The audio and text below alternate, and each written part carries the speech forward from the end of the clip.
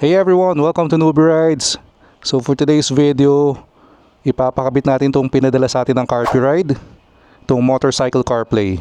Ang difference nito sa Chigi natin is meron tong front and rear camera. So tara, let's go!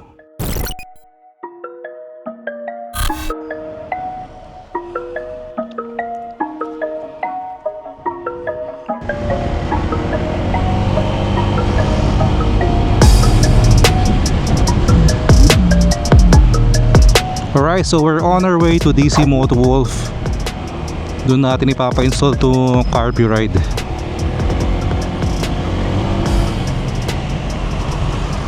Kailangan kasing itap sa battery to, hindi ako marunong nun. Mahina ako sa DIY so pagawa natin sa talagang marunong. Mamaya ko na rin pala i-share sa inyo kung magkano to, anong model, meron din akong surprise sa inyo mamaya. Pero don't get me wrong sobrang satisfied tayo dito sa Chigi natin. Kaya nga lang kasi walang camera to. And si CarPuride nag-reach out sa atin nagpadala nito. Nagustuhan ko dito, meron siyang dual camera, front and rear. Kaya i-try natin. So while we're using yung CarPuride, ang plano ko kay Chigi is ilipat muna kay Z9 para pareho rin silang may smart riding system.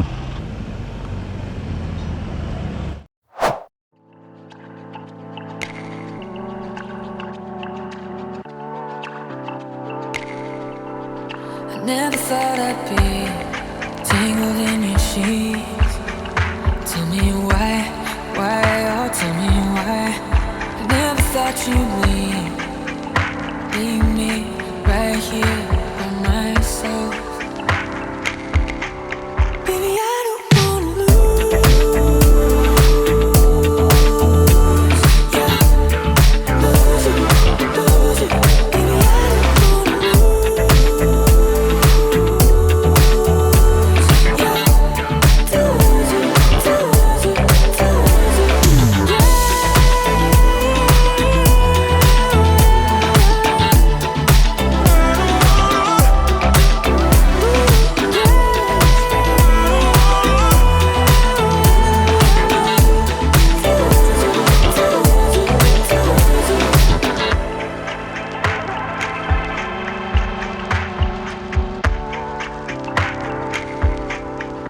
never thought I'd be tangled in your sheets.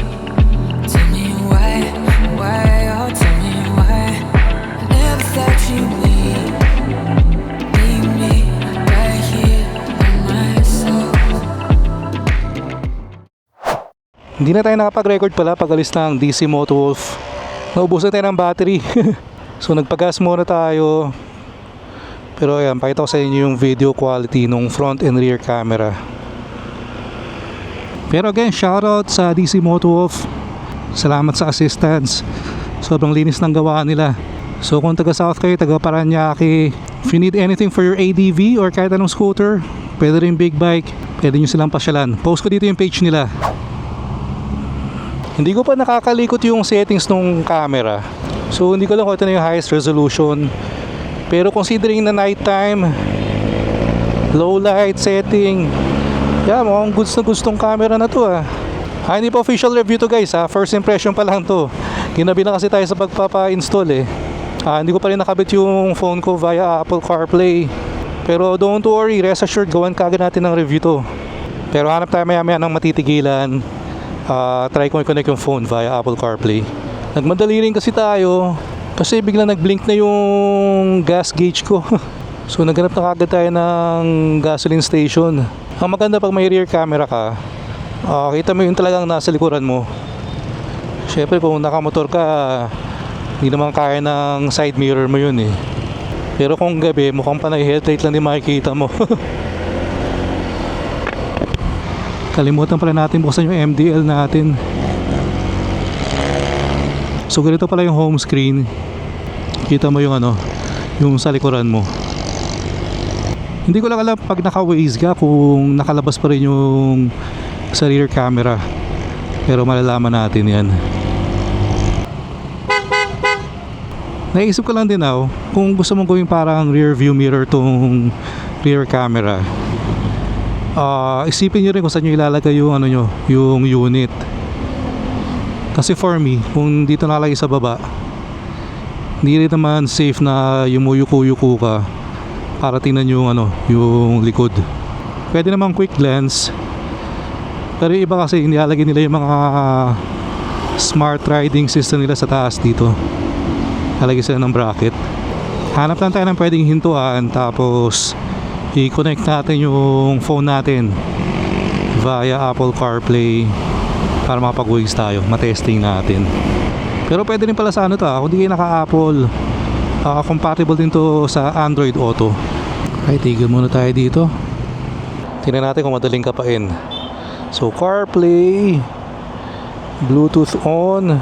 So magko-connect daw tayo sa CarPlay ED42. Ito, pair, allow. Nice. So ito, connected na tayo, guys. So tingnan natin, punta tayo ng Waze.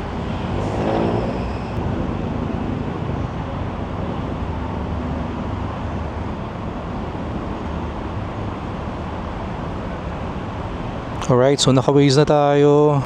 Alright, working naman, nakapag-sounds ka naman kahit naka-Waze. Wala siyang physical buttons dito. So yun lang, paano ako babalik ng home? Siguro yun yung home. So nice. So pwede kang pumunta ng home, naka-CarPlay ka, camera settings. Yun, naka 1080p na pala yung recording. Good. Malinaw naman yung screen. Very visible kahit gabi. Ito palang CarPlay ride natin, ang model nito is W603. Pero ito yung may camera. Kasi as far as I know, meron ding 603 na walang camera. So itong CarPlay W603, this is $299. Pero guys, ilalagay ko yung link ko sa description box. Meron din akong promo code. So pag ginamit yung Newbie Rides, meron kayong 30% off. So yung $299 na around 17,000 pesos pag kinonvert mo, magiging around 11 to 12,000 na lang depending on the conversion. And there's no shipping fee naman if you order from CarPlay Ride. If you're looking for a lower budget smart riding system, baka ito yung hinahanap nyo. Pero again, remind ko lang, please use my link below and the promo code. Yun. Ang disadvantage lang pala nito compared sa ginagamit kong Chigi is walang walang TPMS or tire pressure monitoring system. Pero don't worry, gagawa natin ng separate video yung review nun or comparison. Please press the green button and wait for the card to come out. Please get your card. Opening barrier. Alright, so hindi ko pa kabisado lahat ng features nito. Pero again, pag uwi, basahin ko muna yung manual para when we do the review, ma-present ko, mapakita ko lahat ng features. Itong CarPlay Rides 603. Pansin ko lang dito, since wala siyang physical button, sa Chigi kasi meron dito madaling pumunta sa home, kabisado ko na. Dito para itong circle na to. Yan din ito. So kita mo yung rear mo. Pag kinlik mo naman to, front and rear.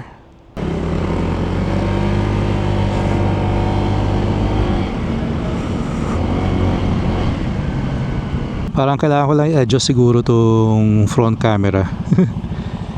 Ide-diretso ko lang. Yeah, pero so far good, no? Malinaw kahit gabi.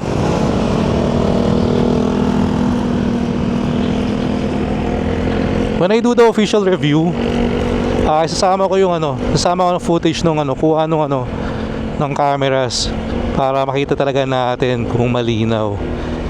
Kasi syempre mahirap ding i-judge dito, maliit lang tong screen By the way, 6-inch screen pala to. Tong CarPlay Ride. Tansya ko medyo mas pahaba siya compared dun sa Chigi Tingin ko very soon karamihan ng nagmomotor meron na nito Ito smart riding system. Mababawasan na yung mga nakamount, mga phone mount. Kaya dapat yung mga phone mount companies mag-evolve na din. Like for example yung quad lock. Ngayon marami na silang product na hindi lang pang phone May mga mount na sila na pwede for action camera. Ito for action camera natin ginagamit May mga car mount na rin sila, desk mount. Kasi nga eventually pag naging norm na tong smart riding system na to, di ba? Kung majority ng motor may ganito na, bababa rin of course yung market for motorcycle phone mount. And another thing pala na maganda dito, syempre yung front and rear camera, may continuous loop recording yan. Parang sa dashcam ng kotse. So whatever happens, 24/7, meron kang recording kung kailangan mo ng proof or anything. Kung nasangkot ka sa aksidente, na wag naman sana, meron kang laging proof. Nakakatawa before, nung naka GoPro pa tayo, hindi ako makapag-vlog ng gabi. Kasi talagang hindi mo magagamit yung footage eh. Pero ngayon, ang lakas ng loob ko no? Kasi alam kong usable yung night footage ngayon dito sa DJI Action 4. So again, gusto ko lang ulit pasalamatan sa video na to. So una, syempre DC Moto Wolf, for your motorcycle needs, bisitahin nyo lang sila sa shop nila sa San Antonio, sa Parañaque. And of course, maraming salamat sa CarPuride sa pagpapadala sa atin itong W603 na so far I'm impressed. And again, no strings attached naman to. Pinadala lang nila yung unit for me to review. So syempre gagawa natin ng honest review yan. Pero to be fair, gamitin natin ng few days muna bago gawa ng review. Para talagang ma-observe natin kung ano yung mga magugustuhan natin and mga hindi masyadong magugustuhan o pwede pang ma-improve. Pero sa mga gusto na agad bumili ngayon, pwede. Again, lalagay ko yung link ko sa description box nito. And gamitin nyo lang yung promo code ko, Newbie Rides, one word, para makakuha kayo ng 30% off. Again, from $299 magiging $209 na lang to. So in Philippine peso, yung around 7,000 pesos more or less, magiging 11 to 12,000 na lang. Again, depende sa conversion. No shipping fee.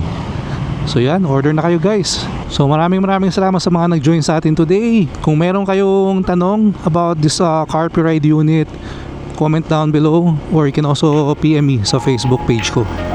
So kita-kits tayo sa next one. Ingat kayo lahat palagi. Always ride safe. Peace out.